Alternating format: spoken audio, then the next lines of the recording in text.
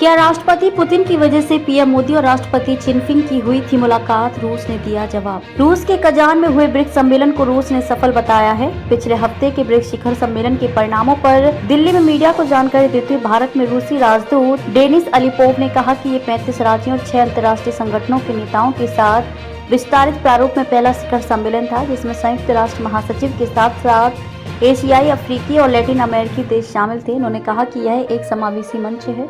रूस में भारत और चीन के बीच हुई द्विपक्षीय वार्ता। ब्रिक्स सम्मेलन के दौरान भारत और चीन के बीच द्विपक्षीय वार्ता भी हुई। इस वार्ता को रूस ने सकारात्मक घटनाक्रम बताया। वहीं रूस ने ये साफ कर दिया कि चीन और भारत के बीच हुई बैठक में उनकी कोई भूमिका नहीं थी। डेनिस अलीपोव से सवाल पूछा गया कि क्या पीएम मोदी और शी जिनपिंग के बीच हुई मुलाकात में रूस की कोई भूमिका थी, तो उन्होंने जवाब देते हुए कहा कि इस बैठक में रूस की कोई भूमिका नहीं थी। गौरतलब है कि हम इस तरह की बैठक का स्वागत करते हैं। सीमा विवाद पर हुआ समझौता। आपको बता दें कि हाल में संपन्न हुए ब्रिक्स सम्मेलन 2024 से ठीक पहले भारत और चीन अपने सीमांत क्षेत्र में सैन्य गतिरोध को समाप्त करने के लिए एक समझौते पर पहुंच गए। यह समझौता पूर्वी लद्दाख की सीमा पर साल 2020 की झड़प के 4 साल बाद हुआ है। सीमा विवाद की वजह से दोनों देशों के बीच संबंध कई दशकों के सबसे निचले स्तर पर पहुंच गए थे। आपको बता दें कि पूर्वी लद्दाख सेक्टर के देपसांग मैदानों और डेमचौक में भारतीय और चीनी सेना के बीच पीछे हटने का प्रोसेस अभी भी जारी है।